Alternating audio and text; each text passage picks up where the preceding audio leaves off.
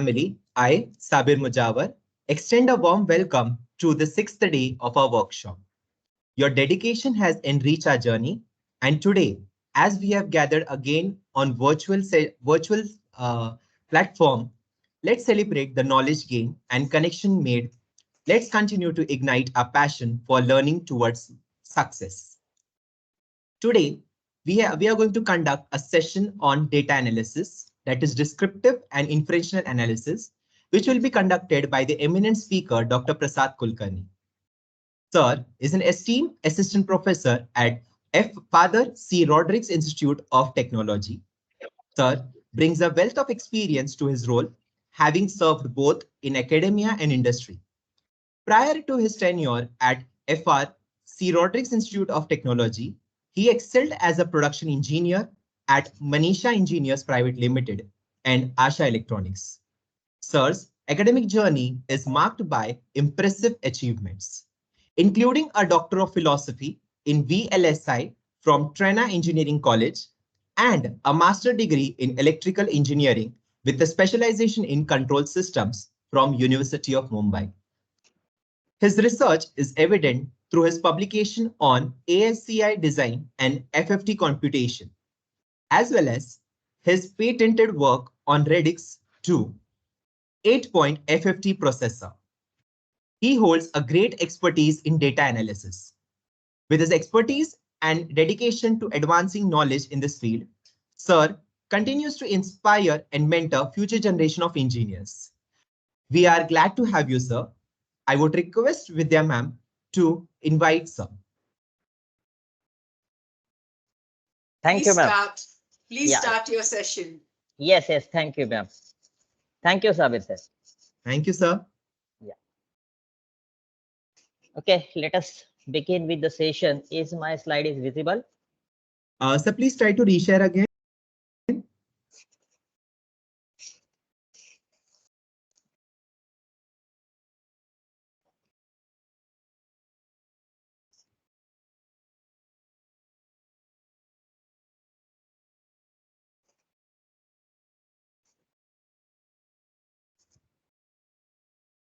Now check. Yes, sir. It is completely visible.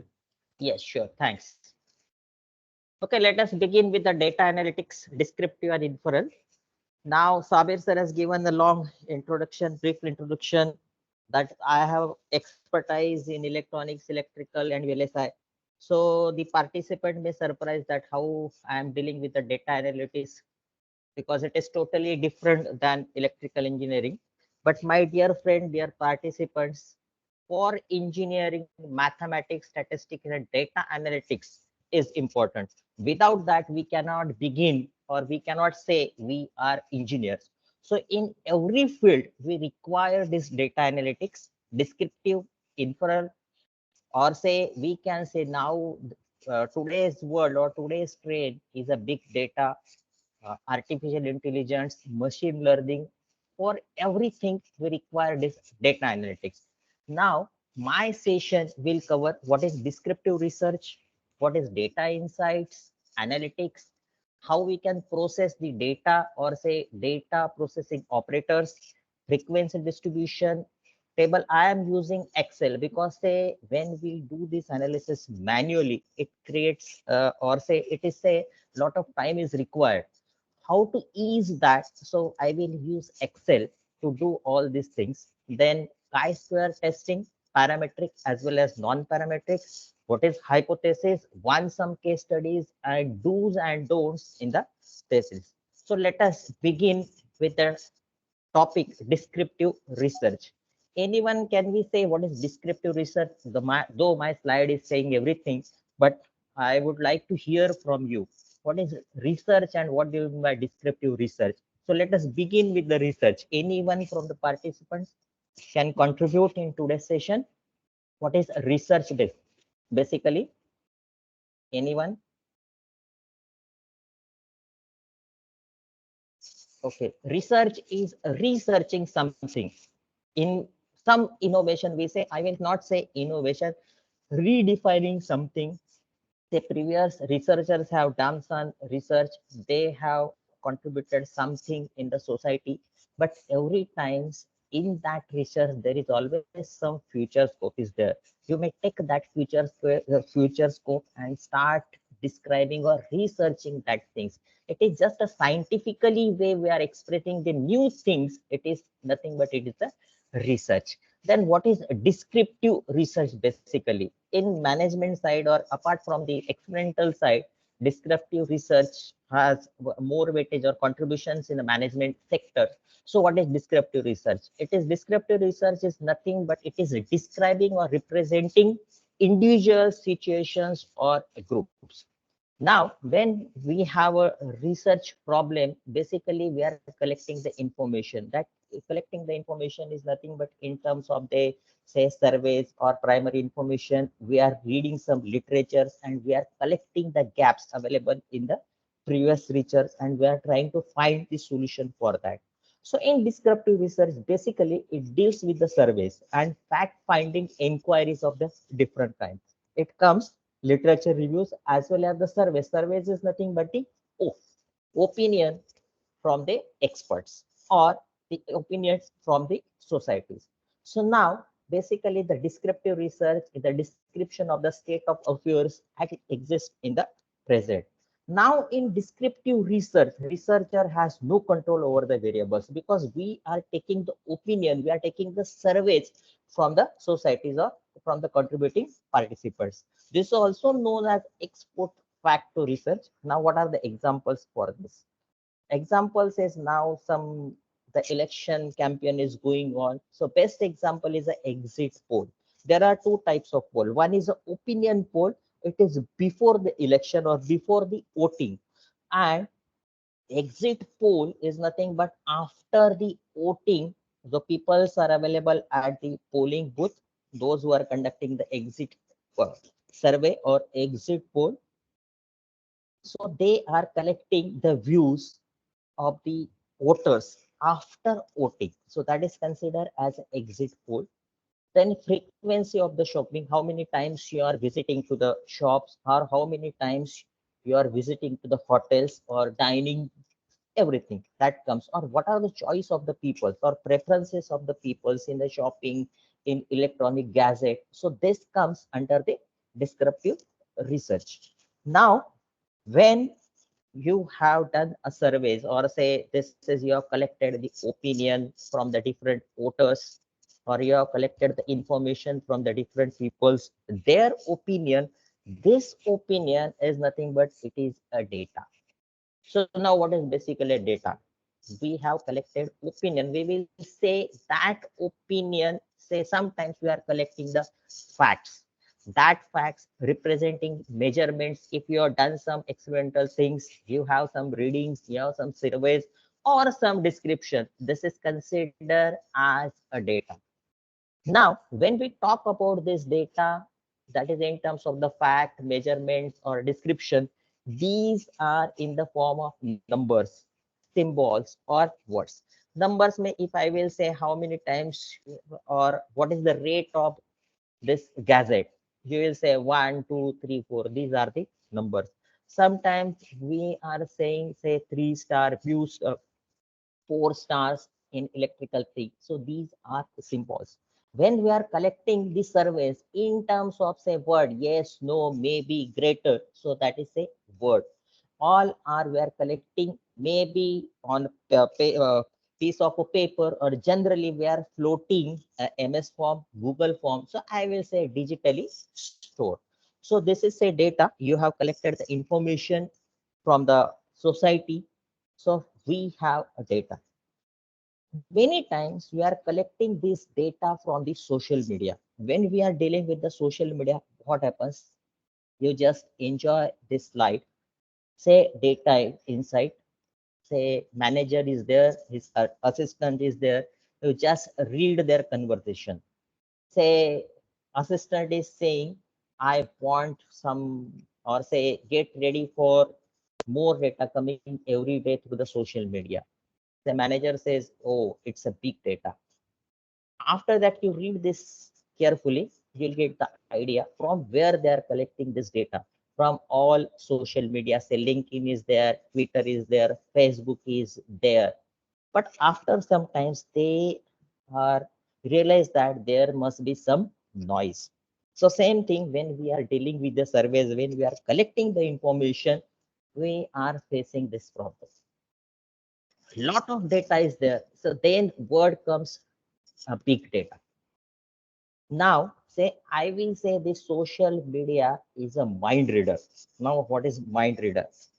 Now I am saying this is a mind reader, but after 2-3 slides, you will enjoy. There is something different than that.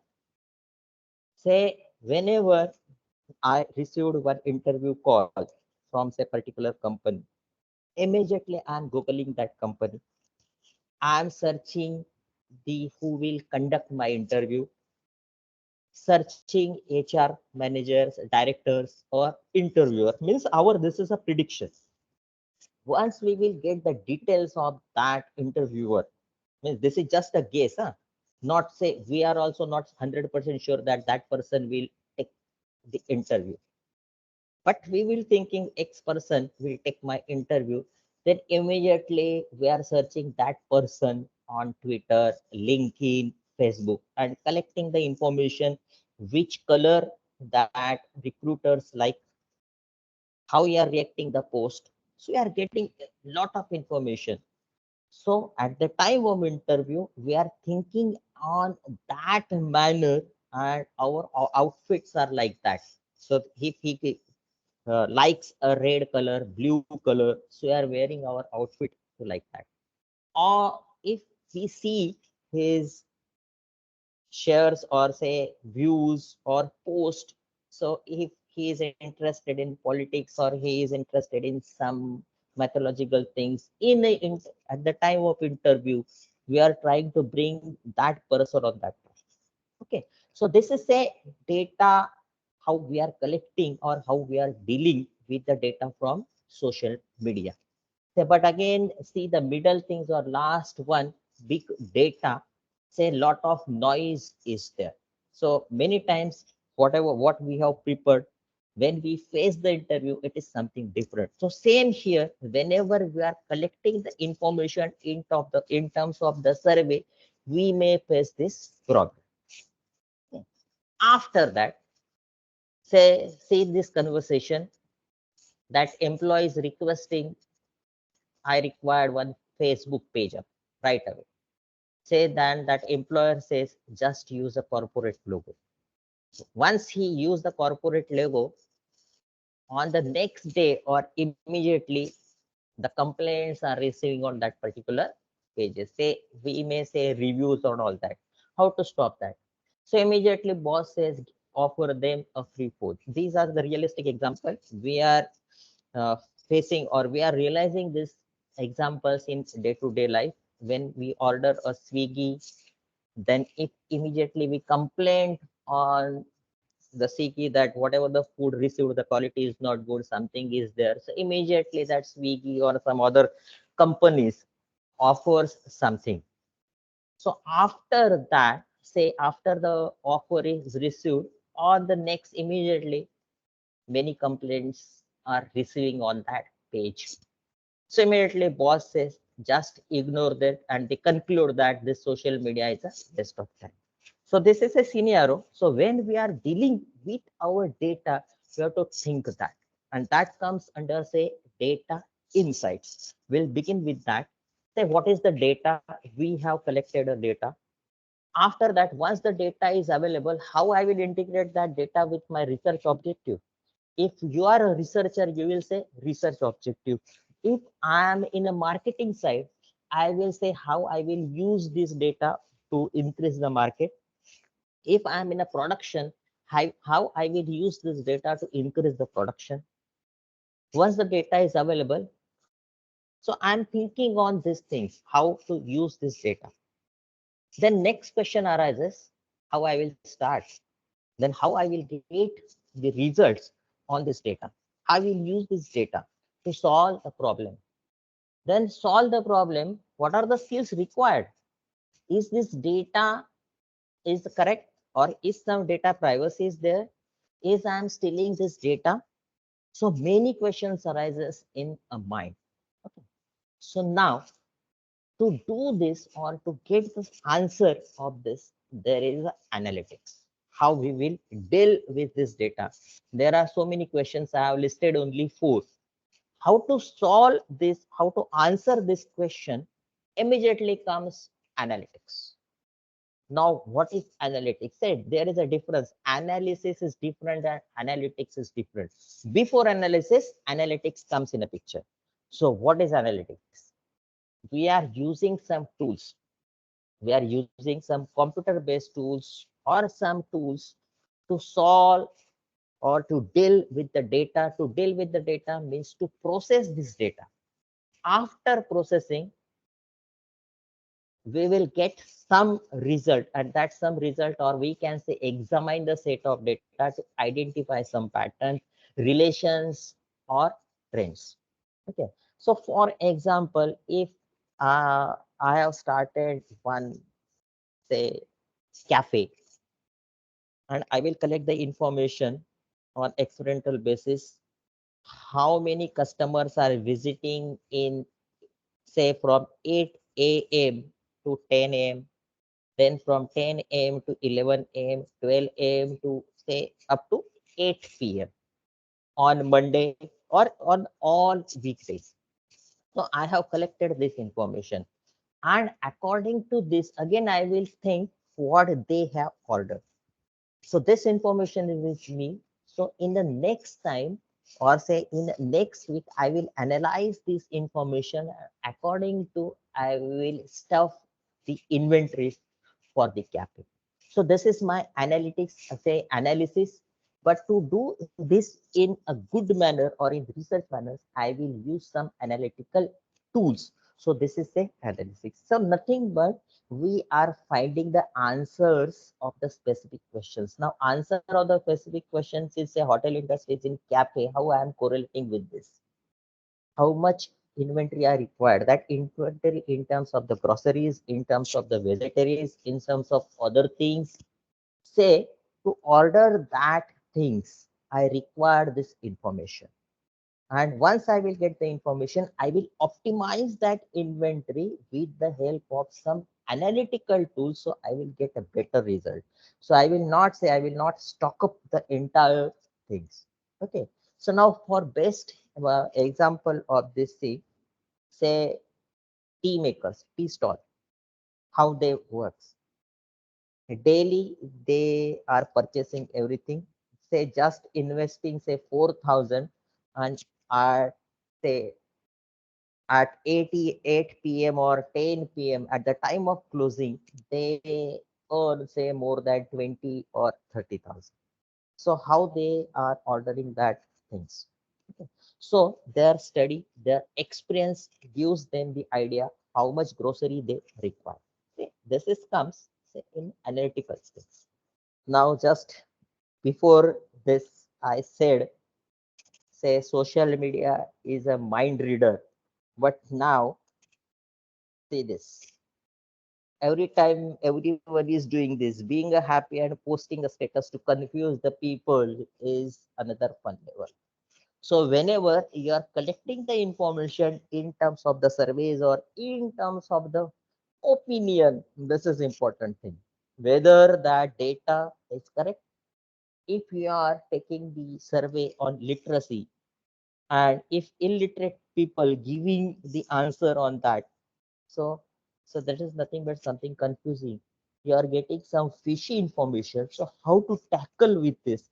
Say that comes under data insight. What is data insight? Basically, deep understanding of the situation or persons. Then that data insight refers to the analysis, discovering a pattern in data or relationship between variables that didn't previously know. We don't know any relations between this between two variables. We have collected the information, and on that information we are stating or we are discovering some relations, or we are describing some relations between two variables that previously unknown. So this comes under the data insight. So in broadly we can say what is a data? Collection of the fact.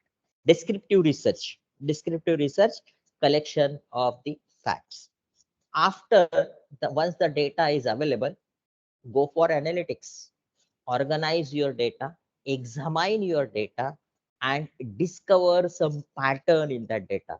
You check, as you can see on the slide, many data collected. You may say big data. We have used some analytical tools to find some insight. Some insight means what is exactly, say, after, again I am taking the same example, I have collected information for the cafe center. So after collecting that information, I will predict on Sunday between 10 a.m. to 12 noon, there are many customers and they are ordering X item, Y item, and Z. So I will stock up that in future inventory. So I'm ready to deal with that orders for the next Sunday. So this is the insight. Now to do this, basically say data processing is required.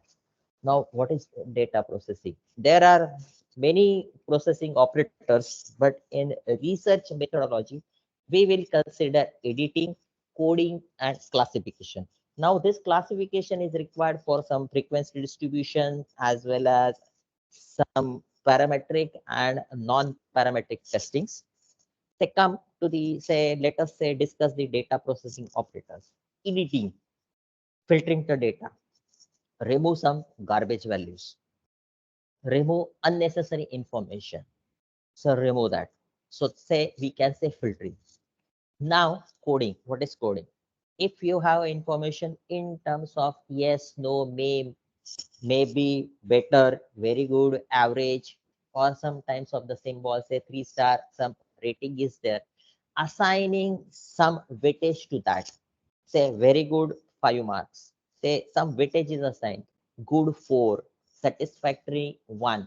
So we are describing that. So if the many teachers are there, we can say we are designing some rubrics information. We are analyzing everything on one common platform. So we will say this is the coding. Then what is classification? What are the information available? In classification, there are two things: attribute. We are collecting the information, say attribute is say gender wise, literacy wise, income wise. Say this is a classification in terms of the attribute, something. Then class, intervals. Intervals means we can say in terms of the range. If we are dealing with the income, so we will categorize that income range in terms of say up to 4 lakhs, up to 8 lakhs, above 8 lakhs. Say this is the interval. Now this interval basically required for some distribution.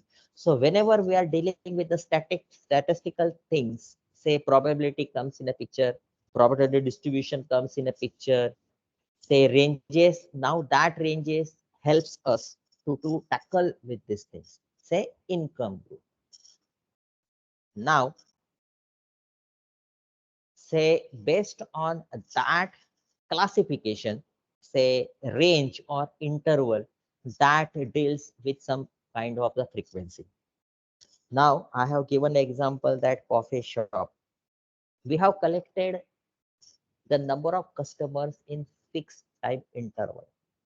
So I will say frequency of the visitors, how many times they visited a shop between say 1 hour duration 10 a.m. to 12 noon. That number is say frequency. Frequently the customers are visiting in this period. You may see this on a Google also. When you open a review page of any shops or any offices, you will get this information. So during this interval, there are many customers.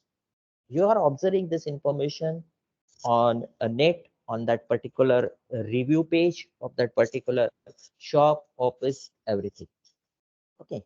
Now, when we are collecting this information as a researchers, is there any limit, or how we can decide the range, or how can decide the class? Say there is no any specific range, or there is no any specific in the magnitude. It is totally decided or depends on the experience or skills of the researcher. Hmm. Main objective, it should give the meaningful information. Meaningful information, say, again, I will take the same example of that cafe shop. If the customer is coming or not ordering anything, so this is a garbage data. So we have to ignore that. He just check the menu card and leaves. And if you have counted that as one of the customer, so you will get something wrong result or someone is misleading you. So main objective, if the person is ordering that, then we can count that information. So the result or whatever the information we are collecting, it should fulfill your objective. Though I have said there is no any limitation on the range or all that things, but one of the statistician, H.S. Trugger, suggested the class of interval with I equal to R upon C. You can see the formula. Size of the class. Though he stated, but basically we may say decision about this call for the skill and experience of the research. So how many clauses should be there or what should be the magnitude? It is totally based on the skills or experience of the researchers. For the new beginner, you collect the information at a large volume. Say acceptance level is 30 basically, but you may collect the acceptance level up to the 50, because when we do say parametric and non-parametric parametric checks, there are some restrictions. I will cover that. So the my suggestions, collect the larger data, apply the filters, do some statistical analysis, and after that conclude something. Say there is no inner limit, then what we talk about the frequencies, how many times they have visited. To help us also, what is this table? Frequency distribution table displays the frequency of each data set in an organized way. We have collected that information, how many times the customers visited between particular hours on particular days, and that will help to find the patterns. Okay. Now, whenever you are collecting this information, how to analyze that? How to analyze that? I will use a tool Excel with the help of pivot table. I will show you the demo how to do with this Excel. Sabir sir, please and just give me the feedback. Is my slide is visible or not?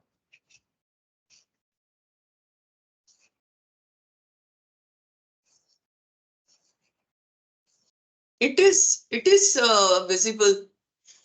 Yes, sir. Yes. Na?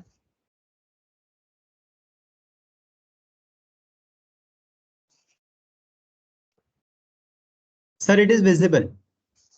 Excel is visible. Yes, sir. Excel is completely visible. Okay. So this is a income group. Right now, I am considering only 20 samples.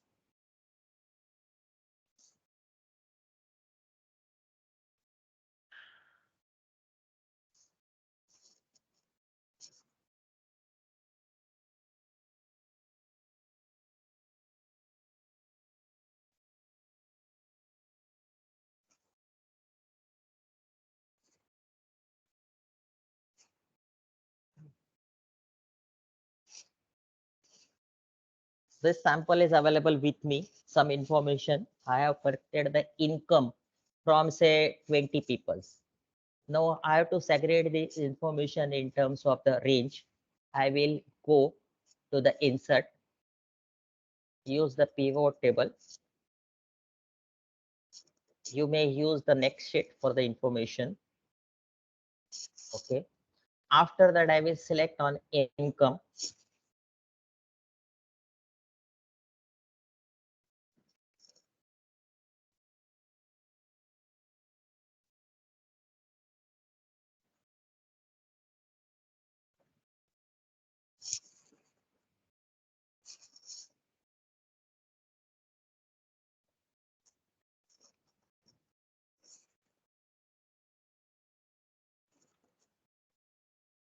Oh, sorry.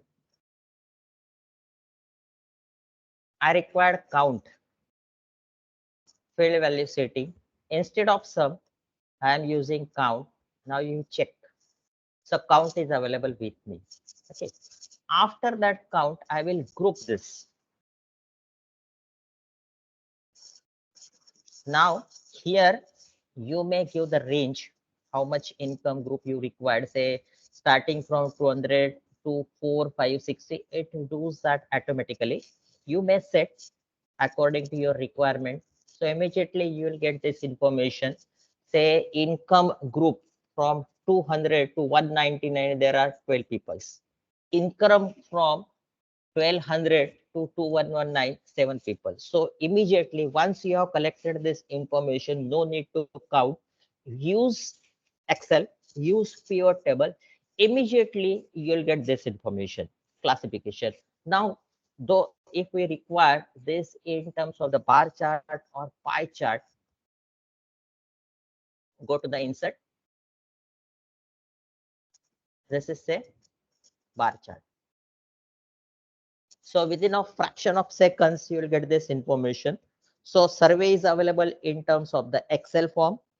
Go to the pivot table and plot this. If you require this a bar chart or pie chart, it is just select this.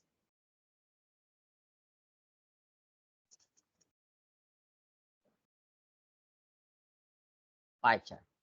So that entire information is available segregated using Excel. So this is a pivot tool. I will use the same information for the parametric testing also. The entire steps I have mentioned in the slide. Say go to the insert tab, select the pivot table, then use the destination field, maybe the next sheet or the same sheet. Then go to the pivot table field, check the setting, select the count, and after that group it and arrange it. So within a fraction of second, you'll get the entire information. Once the survey is available in CVC file. So convert it to the Excel. Use this pivot table. You will get the entire information. You may say this count is a frequency. Say this 12 is the frequency. 7 is the frequency. Total 20 customers or 20 people are there. I have segregated using Excel. Okay. So now main thing, say hypothesis. Yes, please. Sorry, sir, that by mistakenly the mic has been enabled by the participant. Okay, no. Yeah. Say another is hypothesis. What is a hypothesis basically? Many times when we are dealing with the research, many times we are using this term hypothesis or say research objective. Basically, this is a formal question that researchers interested to resolve the issue. They recall previously what is a research, researching something. That something is nothing but intended to resolve that particular problem, particular formal questions or objectives. Now, how we will define this hypothesis? It is a proposition or set of propositions that use or something new things. Okay. Now, we say hypothesis is a predictive statement because it is not resolved till date. So we are saying this is a predictive statement and we are trying to solve this and we will conclude something. Say this is a hypothesis. Okay. Now, once we have defined our objective statement or some formal questions or a problem statement that we have to solve, we will say hypothesis. Now we have to test this hypothesis. Now how to test? Nothing but say we have to find some relations between variables and that variables available in our problem statement. So this is test the hypothesis. Now test the hypothesis. From beginning, we are discussing data, data insight, frequency tables, many things we discuss. Now, how we are collecting the data? We are collecting the data from the people or from the society, from some experimental things. I will say from means the population. We are collecting that information from a population, or we can say one ocean of a data. From that ocean, we are collecting some samples or some data. So that is your sample. Now, this population and samples are working on some parameters. Now, that parameters, when we are dealing with the sample, it is known as statistics. But when we are dealing on the population, it is a parameter. Say from ocean of data, I have collected some information. That information is known as sample. And whatever the statistical things of that samples is known as statistics. And the same thing, same parameters, or here instead of the parameter I will say characteristics. That characteristics for the sample is known as statistic, and for population it is known as a parameter, that though the terms are same. What are that parameters? Mean, median, mode, deviation, variance. Okay, so see the example. Population mean is a parameter, but the same information is dealing with the sample. We may say that is the statistic. Check the symbol, mu is there, here x bar is there. They both are doing the same thing, but here the segregation is there. Population, consider parameter. Sample, consider statistic, because many times I will use this word, say statistics, population, mean, media, mode, deviations, and many more. Say begin with the hypothesis and hypothesis testing. Hypothesis, say formal or say the objective of the research. Say two hypotheses, say make the two statement. One statement we say the objective of the research, or a researcher statement. Now researcher statement, here I have taken one example. There is no significance difference between A and B. There are two methods, A and B. As a researcher, I am saying there is no significant difference between A and B. So this is my research objective. And here I will say this is a null hypothesis. I will test this.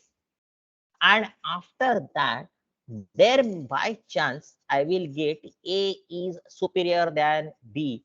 So alternative hypothesis. I have predicted something, but I have not got the same thing. I'm getting some different results. So I will say alternate hypothesis. So here we are finding some solutions, finding some things, say our problem statement, say null and alternate hypothesis. Now, when we are dealing this for every research or for every research statement, for all experimental things, there is always some level of significance. Now, what is that level of significance? In short, I will say some tolerance is there. How much result you will get? Say if I say 100%, I will not get 100%. I may get 105 or say 95. So I am keeping 5% a tolerance. So whatever the result I will get, whether that fit into that level. So this is a, here it is considered as a significance level. Now when we are considering this significant level in a statistical things, it is basically, it talks about the probabilities. And when we talk about this, the probabilities, it always in a probability curve. This is a probability distribution, PDF. Now this is a Bell structure.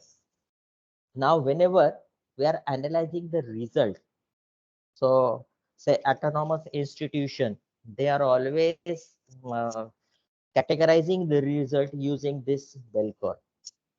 Say the toppers at the middle zone, then second toppers, second level, third level, and so on. So every time, whatever this information is available, whatever the results are available, that should be fit into this bell curve. This is a probability distribution curve, and we have set some tolerance. Our tolerance, say here I am considering the 5% tolerance. So check the bell curve properly. That one is the minus zone, another one is the plus zone.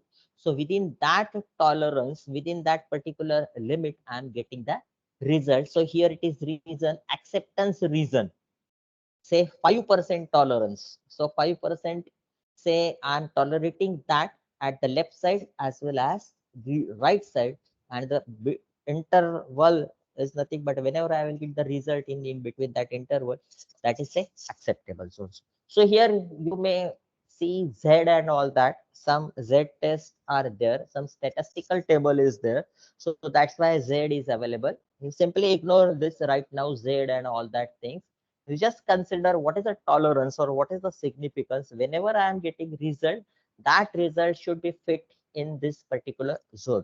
That significance level may be 5%, maybe 1%, maybe 10%.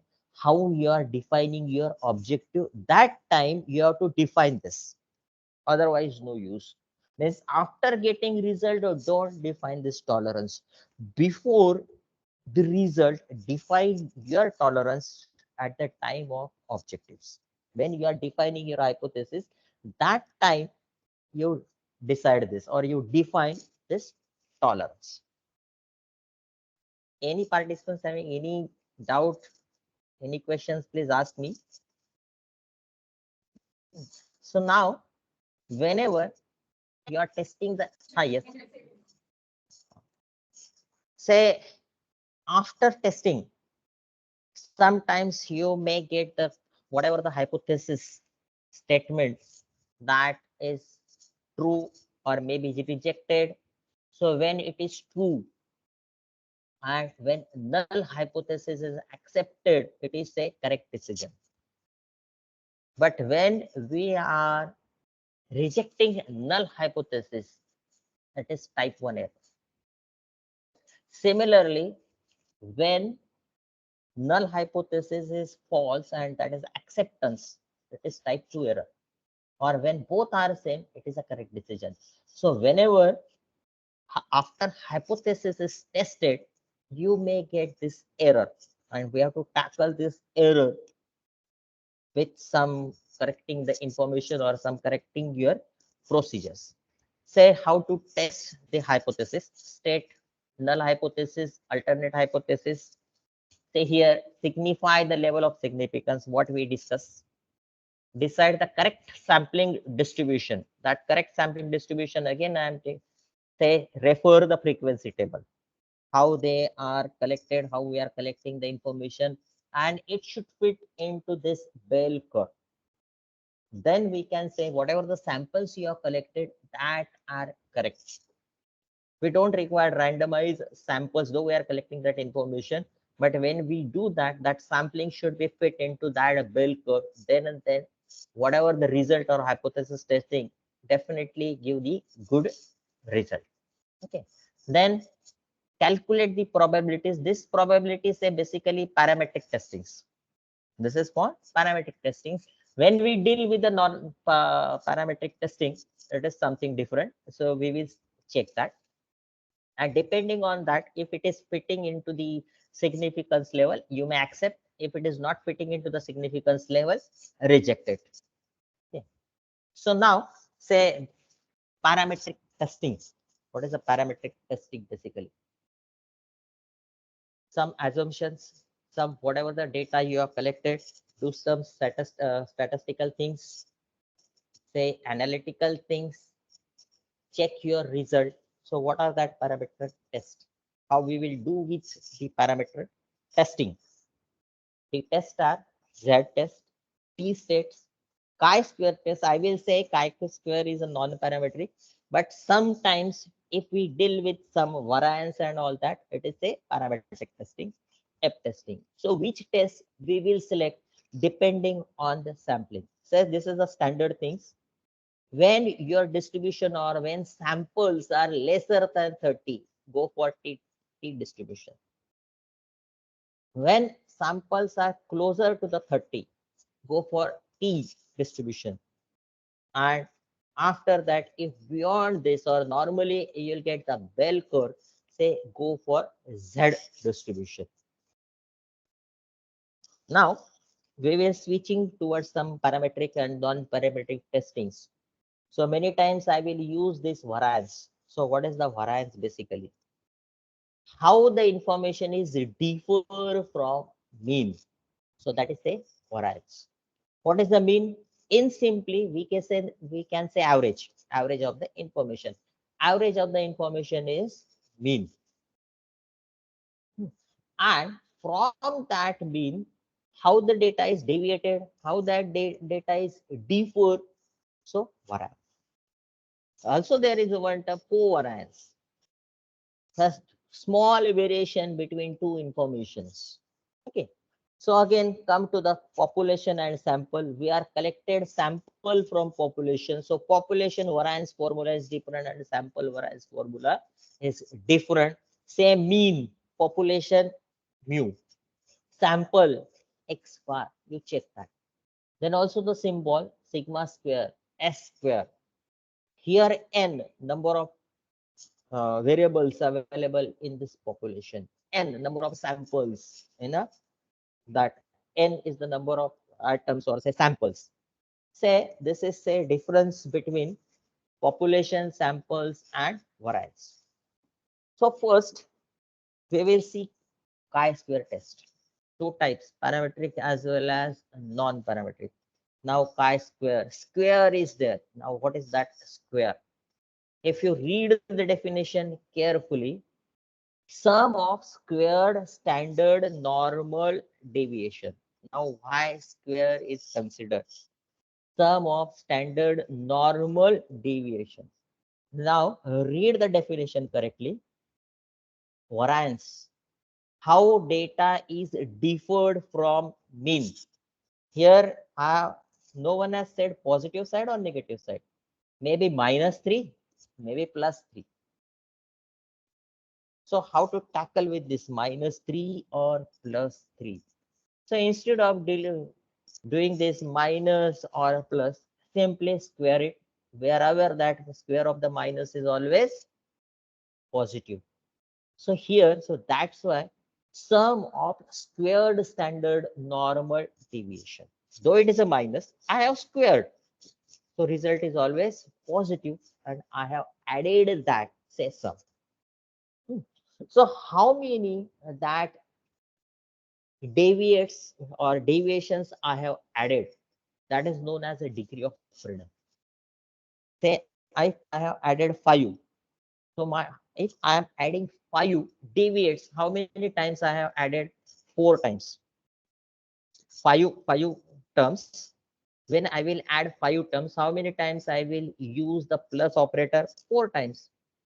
So that is a degree of freedom. So when we will define degree of freedom, n-1 is there. So n, how many times that n defines the squared deviations.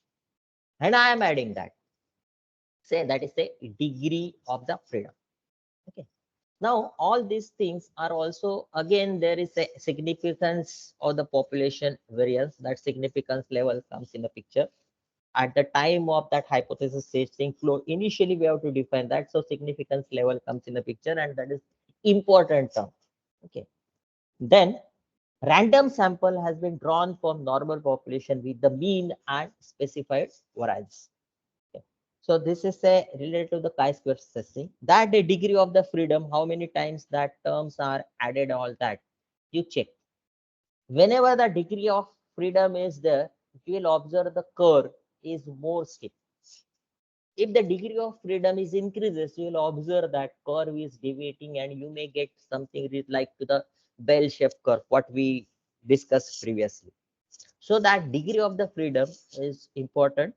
Say depending on the degree of freedom, we will compare degree of freedom and significance level with the calculated result. Don't worry, I will show that. Say how to do this. or some parametric testing. The formulas is there. X square. Now x square is nothing but say chi square. It is represented with that symbol. That symbol is say chi square. Chi square equal to variance of the sample divided by variance of the population, and last one is degree of the freedom. N being the number of atoms in the sample. So I will say number of deviates that I have added. How many times I have added? So n minus 1. Take one small example. Say one population or say ocean of the information is available. That ocean of information is divided into subgroups or say clusters. I will say population. All population has some variance. So here I am considering this population is finite because there is also infinite things. So here I am talking about the finite things. Say one population variance, population having variance of 20. Now that 20 is in terms of some weight. Say here the few group of the student is there. That few group of the students are divided into some different categories. I am saying divided into some populations, and from that population I will randomly pick up 10 students. Any one group I will pick up 10 students. Once that 10 student is available with me, I will say I have selected that 10 students from the population having say variance X, Y, Z. So on slide you can check 5 groups are there. The dotted lines are shown. I will say only 5 is there. So first group having variance say 22, second group 23. I'm randomly saying, and the last one, the variance population shows the variance of 20 kg. Now whatever the sample I have taken, or in sample I will say I have taken 10 students. All this population contains a group of the students, and that students are classified. I am using classification word. Recall the classification. I am using classification word. I am classifying this such that the weight variance of these students is 20. I have taken 10 students. That weight of that student is available with me. And now my statement, my hypothesis, whatever these students I have collected, they are from the group of the population whose variance is 20 kg. Now I have to prove this. So my null hypothesis, whatever the students I have collected from that are related or belongs to the population variance 20 kg at the significance level 5% as well as 1%. So this is a hypothesis. Now I will test with the formula, this formula. Say 10 students, take a mean of that 10 students, 470. Find out the deviation. Okay, so that deviation is say mean is 47.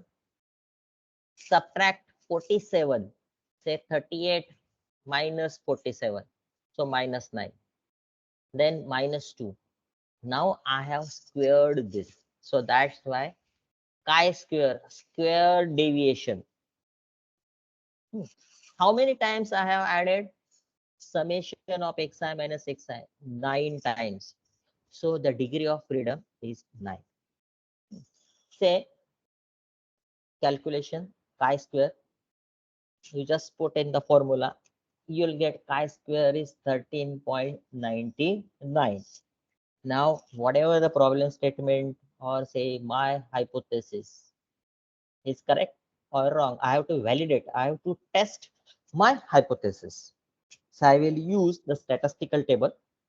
That statistical table, say probability under this curve is 0, that x square or chi-square, you check that.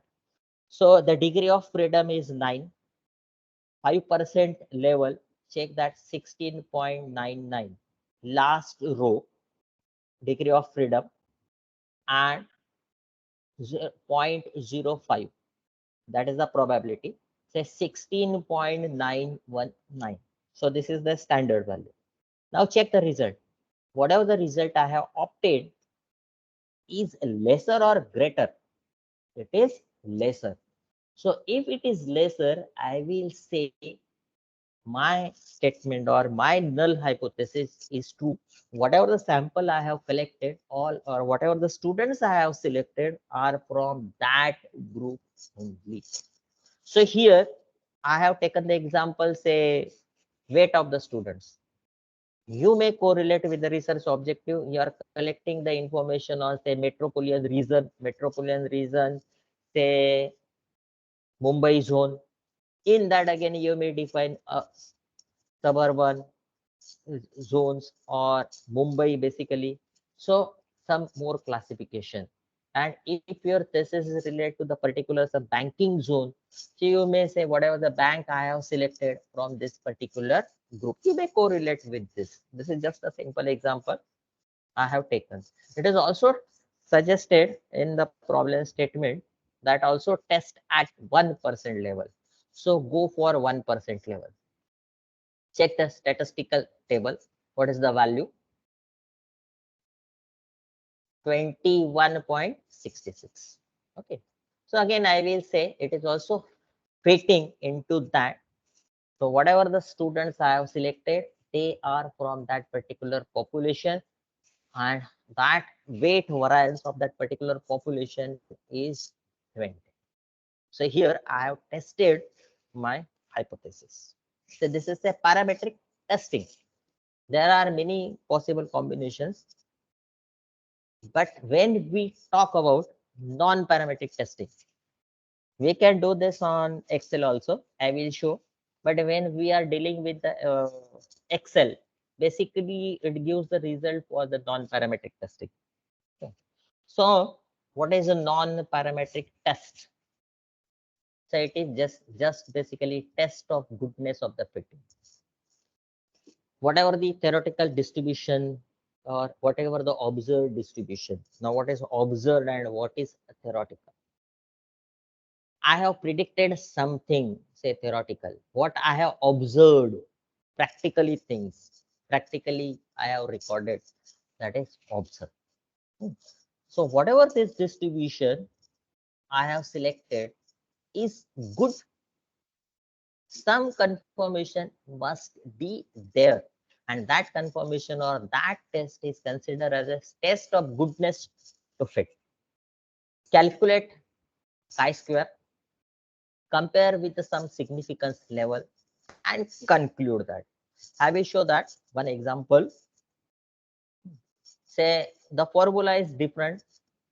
In the previous case, the formula is, say, variance of the sample divided by variance of the population divided multiplied by degree of the freedom. So here in non-parametric test, formula is something different. Say observed frequency, take the difference between observed square of the observed frequencies and expected frequencies and divide it the number of expected or number of the objects in that particular case. Say you may consider this is a frequency table. One frequency table is observed and one frequency table is expected or calculated. Okay. So now here degree of freedom is something different. You may check row and column because this is in a tabular form. So don't consider that the same degree of the freedom what I have shown, how many times I have added that.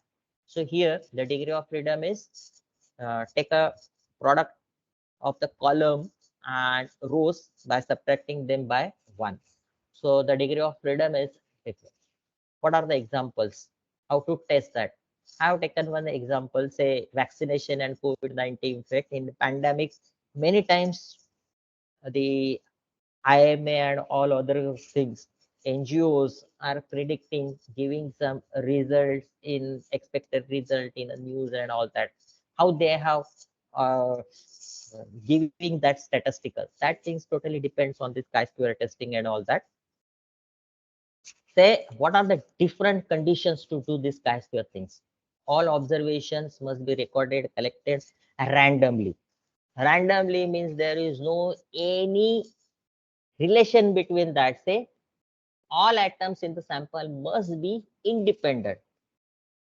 Now here, the third point is talking about the limitation. No group should contain less numbers. We can say more than 10. It should not be less than 10. You may consider 20. There is again in few books you may find 5, in few books you may find 10. But for the better result, we may say at least say 10. It should not be less than 10. Then how many atoms you will consider? Normally at least 50.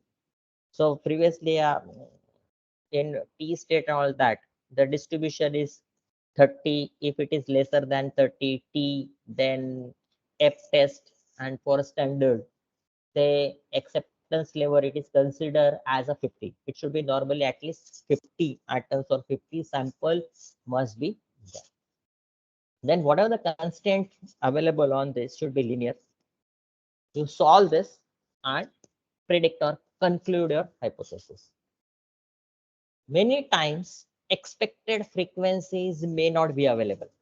Now expected frequencies may not be available means say theoretical frequencies may not be available when we are collecting the information in terms of the surveys. So that time this expected frequencies is not available with us.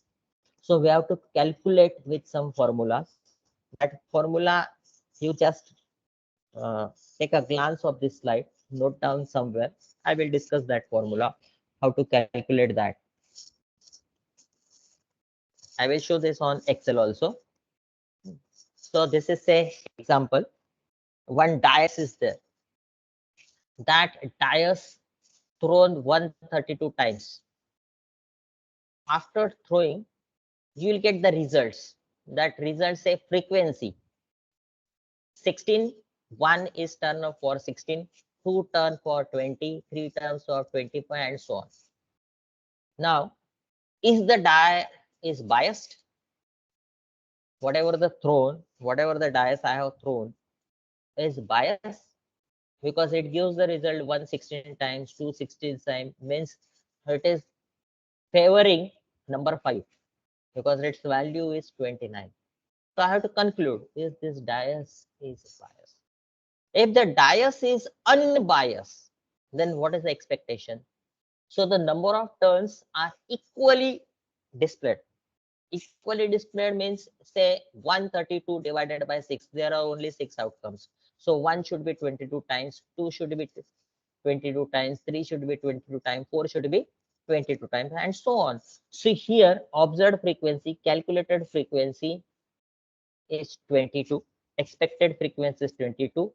Dice is unbiased means all chances, equal chances given to each number.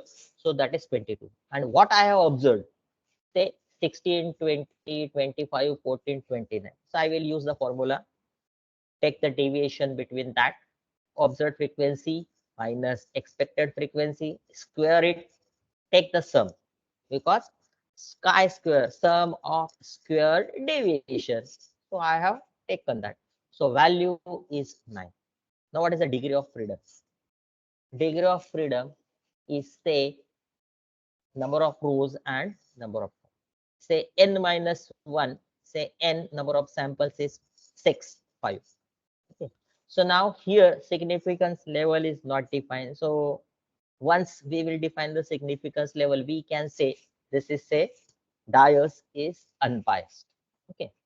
So now here consider the significance level is say 5% for degree 5. Check the values from that table, that is 11.059. Now results are lesser than that. So we can say die is unbiased. So I have tested this.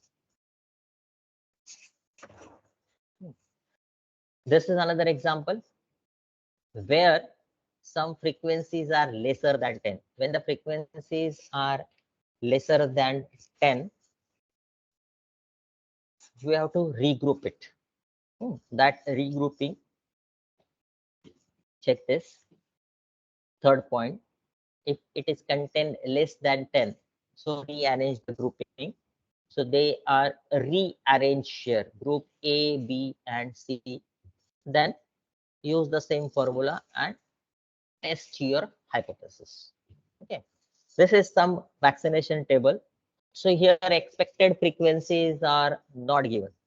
Now I have to calculate that expected frequencies with that formula. You may note down this formula: row total for the row of that cell, column total of that cell, and grand total. Row total, check that particular row, sum of that row, check that particular column, sum of that column, and some grand total. Okay.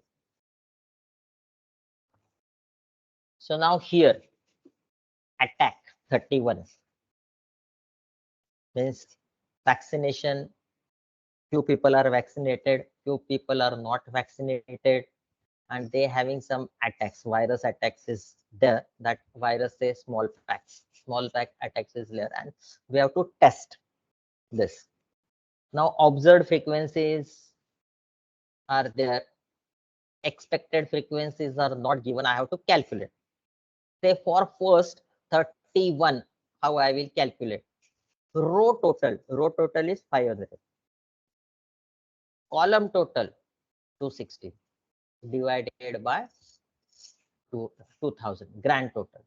So using this formula, I will calculate all frequencies. Okay, I will use this Excel also. First, we will check that theoretically, then I will show you on Excel.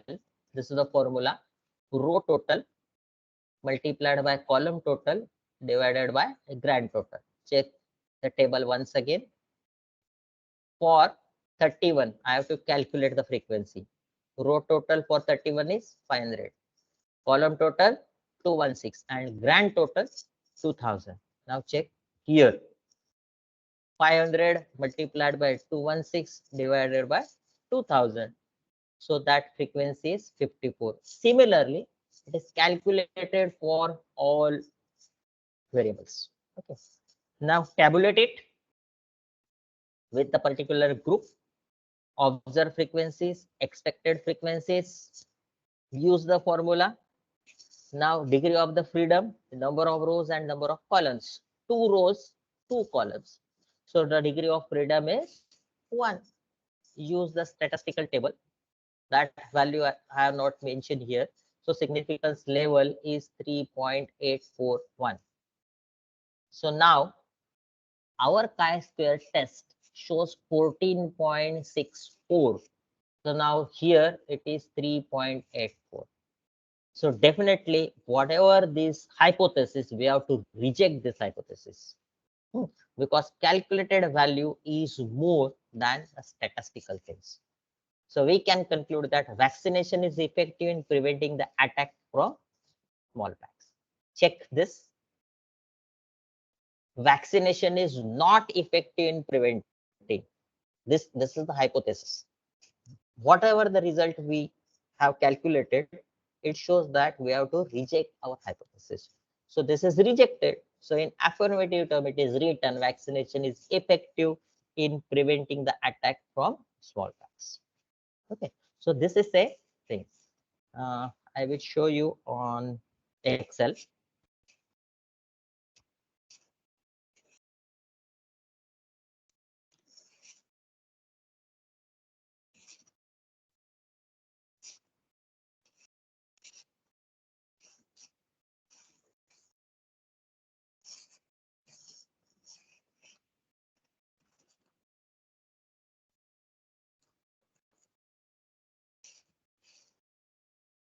First, as dice. Say formulas are written. This is with the help of that formula, summation and dot. Now, using chi-square means we using Excel. Now the formula is, say, you check equal to chi-square distribution or say chi-square test. Once this is there, use actual range, comma, frequency range. This will give the value of the probability. This is a p-value. Now, how to conclude this result or how to test this? More important is read these things. That is important.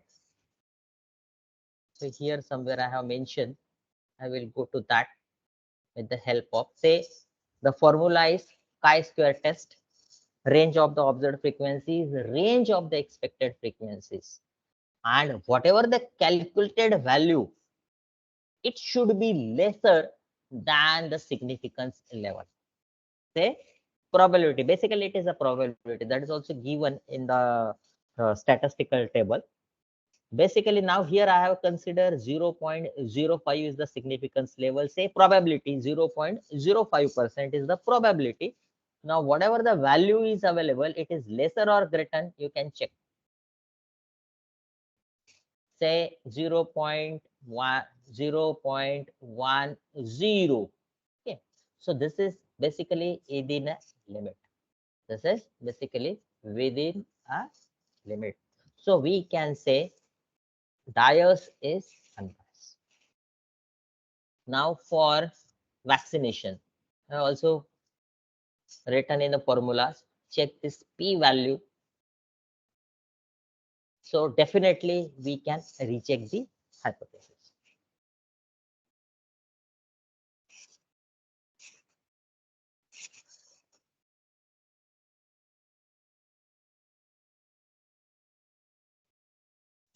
Now this is for the class group.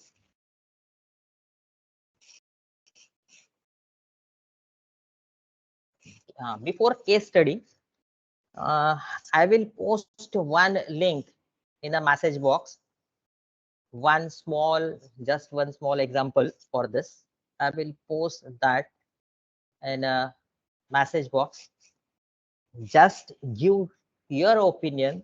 I will show once you will collect the survey, then how we can give the range, how we will get the frequency distribution, how we will calculate the observed frequencies, expected frequencies, chi-square test, frequency table within some few minutes with the help of Excel.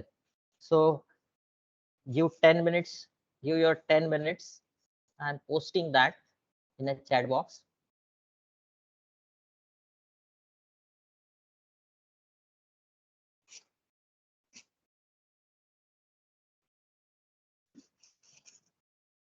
Just give your views. Only 2 questions are there.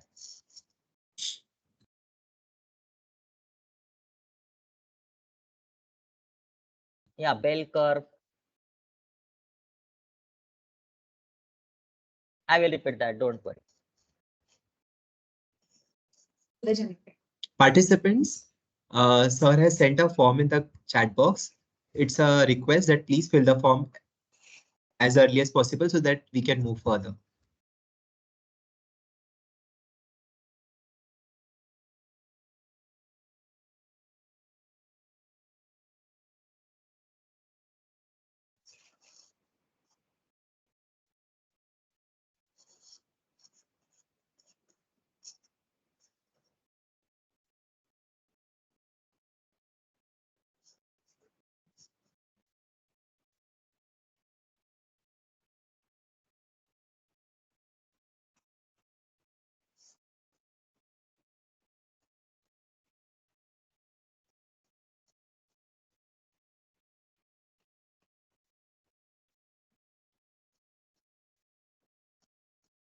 Thirteen responses, 14. I required almost 50 responses.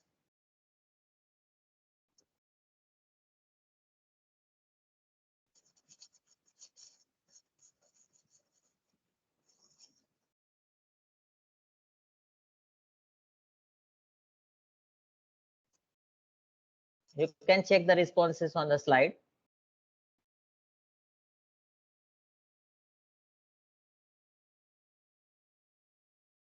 Shruti ma'am, don't worry, I have reposted the form link in the chat box. Please fill up the form.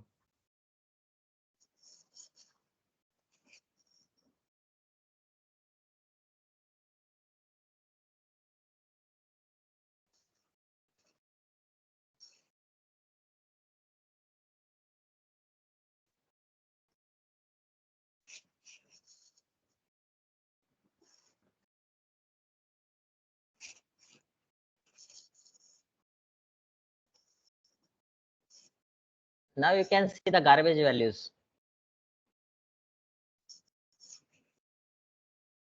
Say whenever you are collecting the information, say here written no idea, here it is written Santosh. So we have to filter this. So that is the importance of data insight. This is just one exit poll. Okay, this information is sufficient. Okay, thank you for giving your views. So I will copy this in Excel.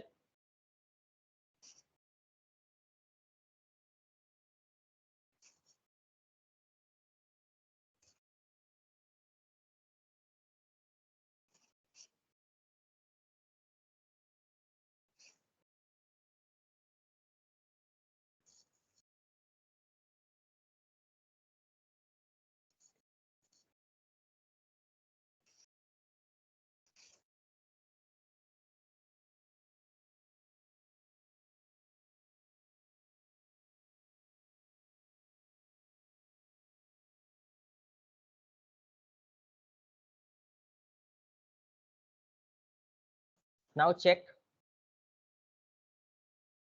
I will filter this timestamp. I don't require. I will invalidate this X and Santosh. This also I have to invalidate.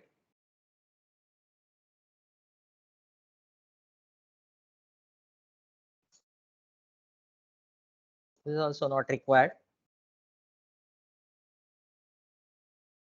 So this is a survey. Around 15, I will say consider 15.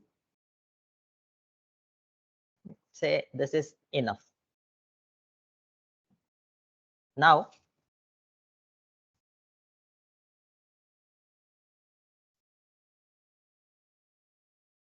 go to the pivot table. Use the same sheet.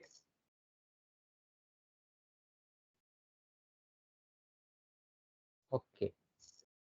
Now select the number of voters. I have selected. Then I require the count also. Now check immediately. Everything is available here with some groups.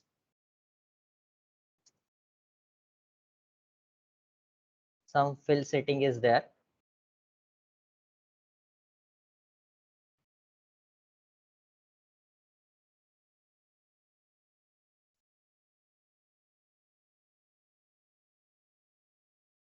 I require the count only.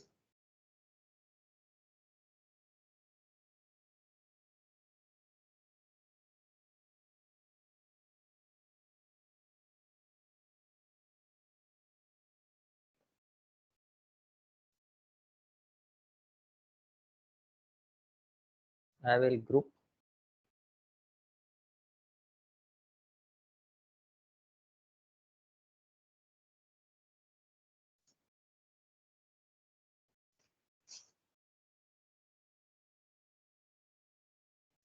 Now check this ranging. Say X9, some blank count as there 4, and your grand total is this. So something is fishy, something we have to filter that. So we are not get the correct count. We have to rearrange that. So this is some live examples. Okay. With the help of this, we can calculate your chi-square test as well as z-test. I will come to this once again. We will finish one case study, and after that, we will consider this once again. Oh, sorry.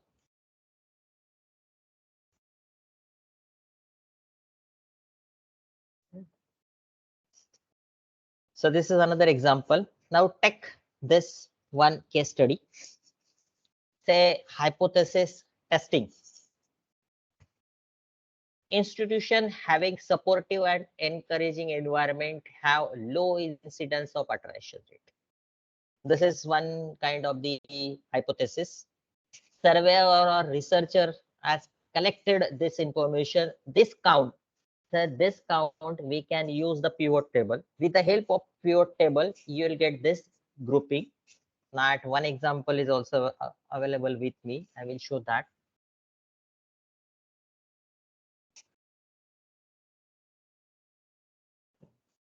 Say this is the voting or reading. Average percentage of winning they have given. I have categorized this with some grouping. Plot is, or say frequency distribution table is plotted. And then back here. So this information is available with the count. Yes, please. Okay. So I have tabulated this like my photo for the BTS 25%, say 25% rate with the poor have rated 1.224, average 6.8, very good 25.97. After that, we have to calculate observed frequencies, expected frequencies, and chi-square test. With the help of that formula, row total, column total, grand total, I will get this. But you observed some where you will find there are less than 5 and less than 10 numbers are there. So they are regrouped. They are regrouped. They are grouping is there. Previously, there are 4 groups. The number of the cell having lesser than 10, they are added. So you will get this 34. Say first 3, 0 plus 0 plus 34, that is one group. Then 15, it's okay. 0 plus 15, that another group. Then 30, 131 and 4 is another group. That 30 is there, and last one. And after that, I have calculated this chi-square test, and that comes under say 49.05. Here, no significance level is mentioned. Say if I will consider the 5% on 1%, I have to definitely reject this. Something missing in the problem statement, not clearly defined. Say after that, what I will conclude? When I will conclude, what is basically expectation? Say check conclusive remark. Though I am rejecting this hypothesis, but how I am rejecting this hypothesis, I have to write something. So that write something, say check the 4 cell values having 33.3% count less than 5. Check that. So here you will get the 4 cell where the count is less than 5. And minimum expected count is 0.36. After expecting that, we can say this is also expected. So after calculating with the Excel, we will get the p value. That p value also I will show.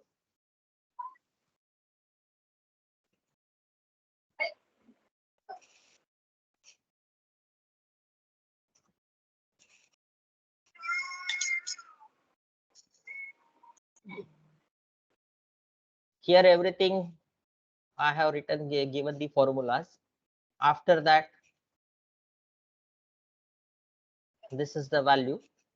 Now using P or chi-square test, I have written the formula chi-square test with observed frequency range and expected frequency range. Now check that P value, that is 1.72 into 10 raised to minus 23. So it is almost 0. So almost 0. So that's why here that P value is 0, and we can say there is a significance association between work environment and iteration. So whatever you have collected, your sample collected, they are not independent, they are dependent. So that chi-square test condition is failing here. Okay.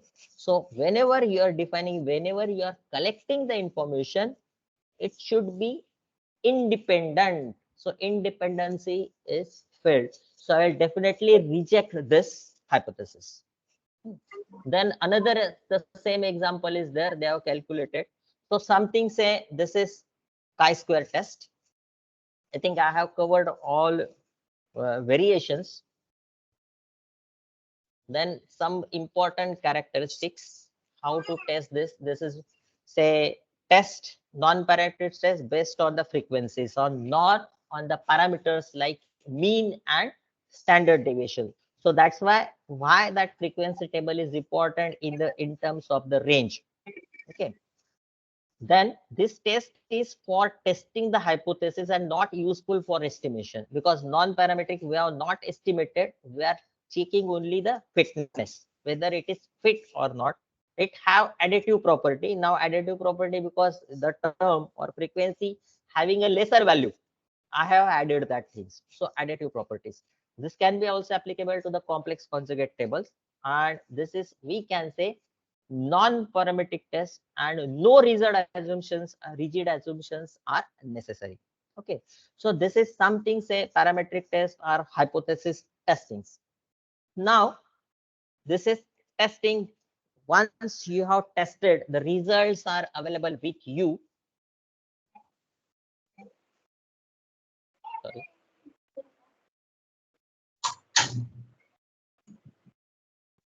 You have written your objectives, you have written your thesis, research problem, everything is available. But when you are concluding, you are writing something, what are some important things? And that important things, I will say, do's and don'ts in the thesis. This is very, very important things. Maybe in research things, maybe in when we are writing the research articles, any publications, what important things are there. First important thing, follow ethics. Now, what is ethics basically? Whatever the result obtained, just represent whatever the facts you have collected. Now, in that sum or in that case study, I have means we can say conclude that the whatever the statement is, some lacunas are available, and based on that we can reject that case study or reject that hypothesis. Because sometimes say whenever the management is supportive, and then that attrition rate is less. But whatever we have tested, it shows that attrition rate is high. So some problem is there. Whatever the information I have collected, there is a lacuna in that information. So I have to redo that exercise. So I have to follow the ethics. I cannot conclude that case study with affirmative remarks. So whatever the facts available, you represent that facts in the thesis. Whatever the previously referred material, you should give the credit to that researcher. So cite at appropriate place. Then when you are writing the thesis, grammar is also important. So it should be written in one particular tense only, because many times it is observed you are writing first para in future tense, second para in present tense, third para in past tense. Don't do that. Write in one particular tense only. Avoid I, we, our terms in the writing. Then sentences should be small. Each sentence must be linked with each other. And another one important thing, publications. This is also important. There are many printed journals are available. So please avoid that publications. Use the standard publications, and complete your journals, or say complete your research work with its publications. So this is are some do's and don'ts. I will come to that problem first, what I have collected, then we will stop. Then question answer session is there. So let me complete this.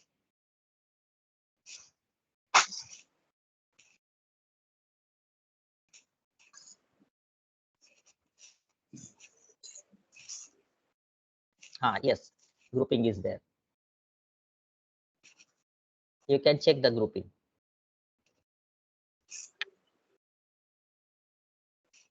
Check this count.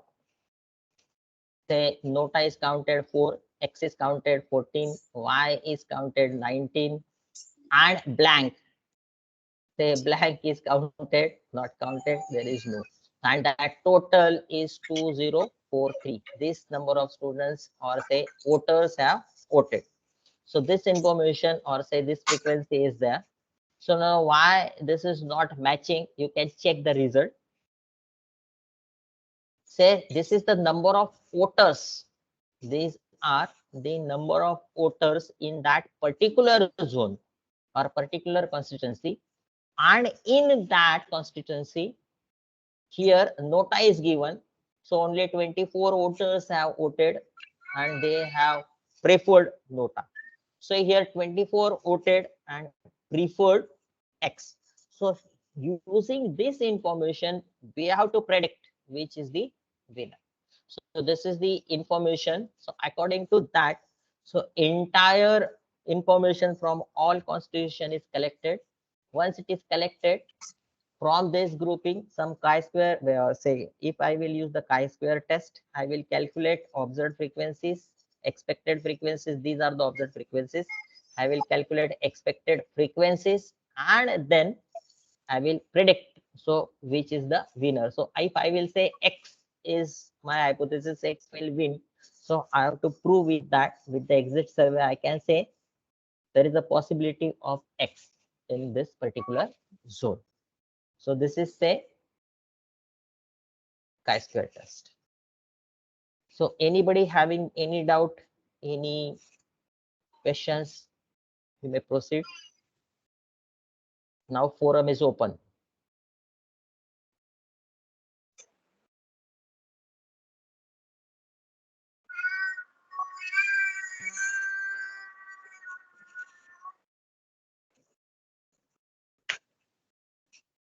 Yes, sir, I had a question. Can you Yes. please elaborate on parametric and non-parametric tests and which one to use when? Now see, in parametric testing, what we have calculated? We have calculated variances. Okay, sample variances, then population variances. Recall that formula: chi-square equal to variance of sample divided by variance of population multiplied by degree of the freedom. So what we have considered? Statistical things. Variance is there. Okay, so we have considered the parameter of that particular population. That population parameter variance. We have calculated it. And in a non-parametric test, what we have calculated? Observed frequency. We have calculated expected frequency. We have taken a difference between expected frequency, observed frequency, square it and its sum, and that is my chi-square things. So parameters are not considered here, no any statistical parameters. Only the parameters are observed frequency and calculated frequency. Only two things. So that is non-parametric things. And here, that is just only the fitness. Fit. What we did, it is fitting into this. Apart from chi-square test, any other test? Many tests are there. ANOVA is there. ANOVA is there. But generally in descriptives, many times it is checked with the fitness. Say chi-square is preferred, because you are collecting the information in terms of the surveys basically. So in terms of the surveys, chi-square is used, and you may take the ANOVA is also there, but that comes under some statistical thing because that works on the variance only. Okay, sir. Thank you. Thank you. Yeah, Rachna. Moving Kulkarni. on to the next question. Yeah, someone Sir, has we have someone else. Yes. So, Miss Rachna, please enable your camera and mic. Rachna, ma'am. Good morning, sir. Good morning, ma'am. Yes, please. So, sir, my question is basically that I have collected data on wet waste treatment and energy consumption. Now, having that data, I mean, though it's like a graph, which I can say, but then how do I mean, which test do I apply or which analytical method can I apply to represent my data more correctly? No, your data is more correctly means here you have mentioned that you are collecting the samples, but what is actual objective of your research? Objective is that more the energy consumption, the more it is not sustainable More energy for consumption, it is treatment. treatment. And how you are collecting the information, it is an experimental thing or in terms of the research thing, say descriptive manner. In terms of research, sir, I have collected respondents, like 96 respondents I got. You are collected 96 respondents. So here Yes. non-parametric test will come, but with the help of that non-parametric, again you require some experimental things in terms of some statistical things, and then we can conclude your result. But say chi-square is there definitely, but it will give you just only the fitness. You calculate some deviational things, some standard deviations, some means, and then you conclude that. But for that reason, some reference should be there, how you are comparing your information with some well-known things, then you can conclude, because that comparison, what I can say, validation is important. You are not able to validate your result, Yeah. because when Yeah. that validation is there. So validating point is completely missing. What you have said, I have collected data on energy consumption. So which information you have collected? Energy consumptions, and versus the treatment method. So treating that data, any validating or say any previous results, any experimental work previously available in this field. If yes, whatever the result you have or whatever the analytical things you have collected, compare with that information and then you can conclude. So validating point is missing. Okay. So maybe some theory or something which has been published earlier, I can take that as a reference point. Previously published, you can take the reference point. But here, when you are talking about, you are from engineering side or management side? Sir, I'm doing it in the management side. There is Huh. some aspects of engineering coming automatically into the. So that's why when you're talking about the energy consumptions and some methods or treatment is there, can you elaborate can you give me any one example how you're collecting that, or which waste you are So considering? basically, the information being collected is on the Google Forms. Huh. And it is the hotel industry which is giving us the responses. And it's energy consumption. When I say it is energy consumption is on various parameters, like people transport waste. So even transportation, fuel consumption is energy, electricity consumption is energy. So it is those are all forms of energy consumption have been recorded in the research. Then here no experimental thing is there. You have to compare with you have to validate with some previously documented things. Experimental will not come here. No, there is no any experimental things. Okay. Fine. Thank you so much, sir. Thank So you, sir. of these, I think only chi-square test and the standard deviation and all that can be applied. Yeah, you can apply that. Okay. Thank you very much, sir. Thanks. Yeah. Sir, Yes, please. Surabhi Kapadia ma'am has asked to please repeat the bell-shaped curve. Yeah, sure.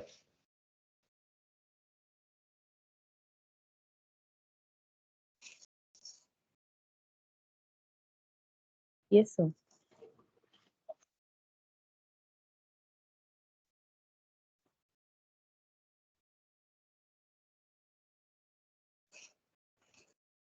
This my screen is visible, ma'am.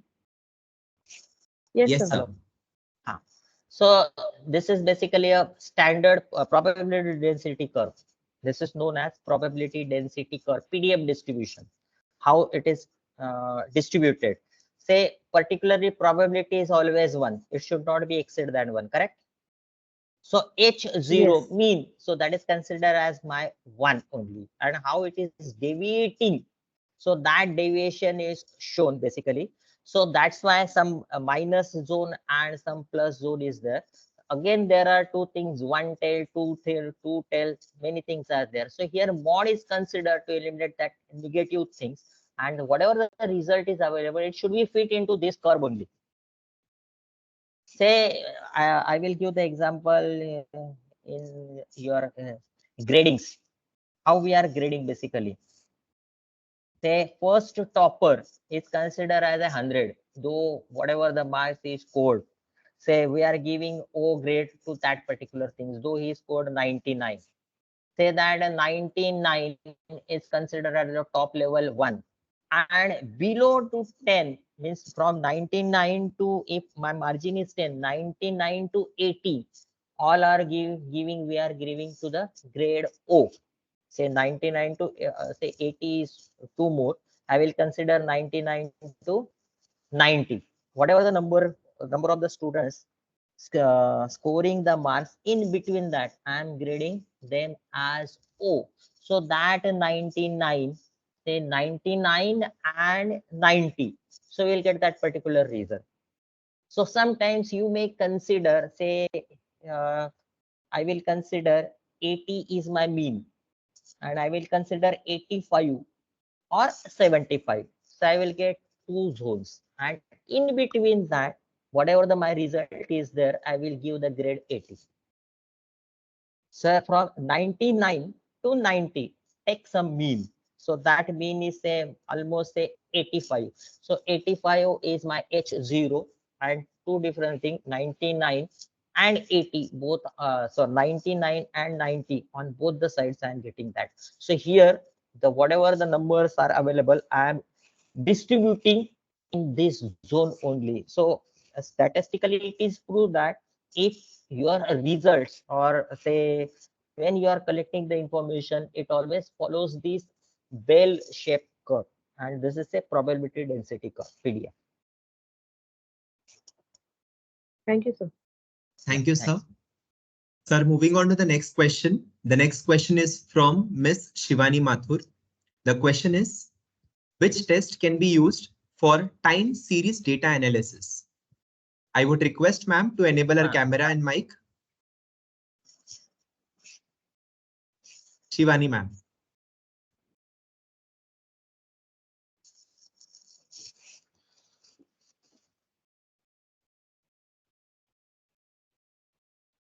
Yes, please. Unmute yourself, please. Unmute. Good morning, sir. Which Good morning. test can be used for time series data analysis? Time series means you are talking about the prediction and all that things. You are talking about the forecasting. Forecasting. Yeah. So it is totally from the statistical things. When we are dealing with the forecasting in Excel, is there is also forecasting is there, and apart from this, just give me 2 minutes. It may be available with me in the forecasting. 2-3 tests are there, but it is not related to this research things. That may be available with me. I will show you. Just a minute.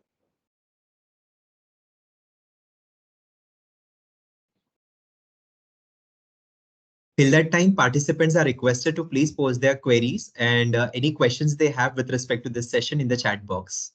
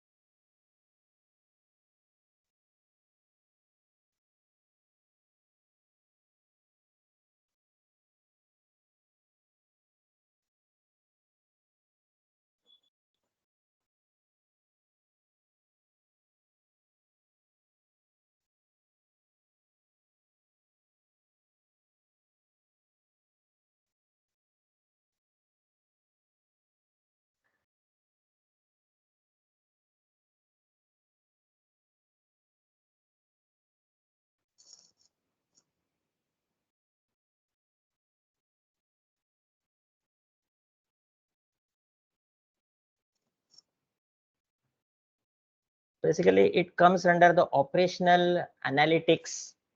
I'm searching. I'm not recollecting exact terms. I will post in the group. Okay. I will okay. search that. Any other questions?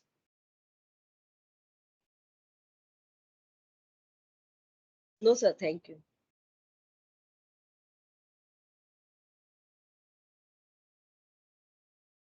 No, sir, no questions further. No questions further. So moving ahead towards the formal vote of thanks, I would request Vidya ma'am to please be connected. Hello. Yes, ma'am, please. Prasad, very ma'am. nice session. Thank you, ma'am. You solved the questions on the Excel sheet, and today even I understood a little bit of,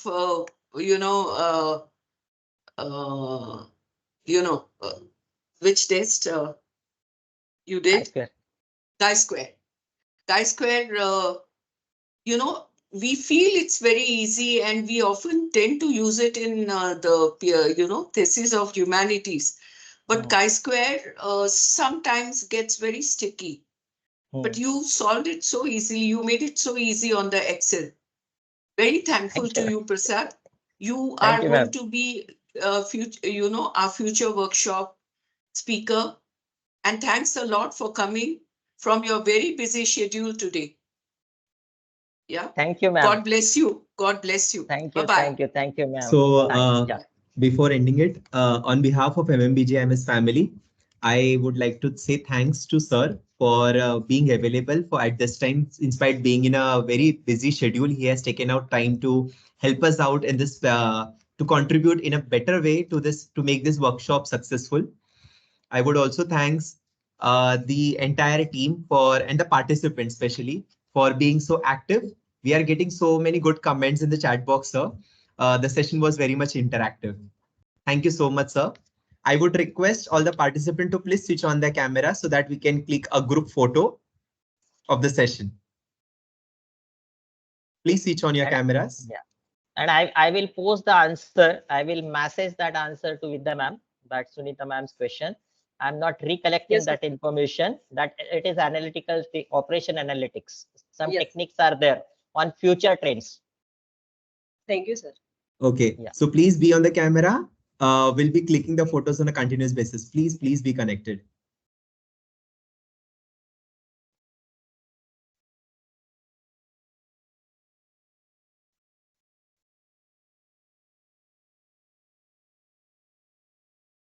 I want some more participants. Why are they so shy? Please come on the camera. Some of them have enabled their cameras in the page too, ma'am.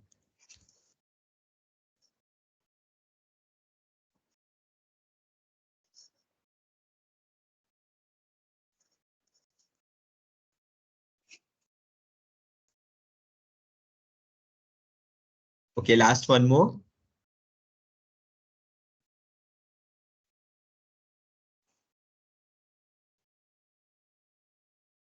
Thank you so much, participants, for being such an active crowd. Thank you for being always supportive towards it. Please note, it's 12 o'clock right now. We'll be sending the assessment link by 1 o'clock sharp. Please be connected. Please note, today is a day 6 and tomorrow we don't want to, but tomorrow is the 7th day, the last day of our workshop. So please show same enthusiasm and same energy tomorrow also for the workshop. Let's see you all tomorrow. Thank you so much for being there as our audience. Thank you, everyone. Prasad. Thank you, sir. Thank you, ma'am. Thank you. Thank you, everyone. Bye. Bye. You all. Bye. Yes, we are ending the session.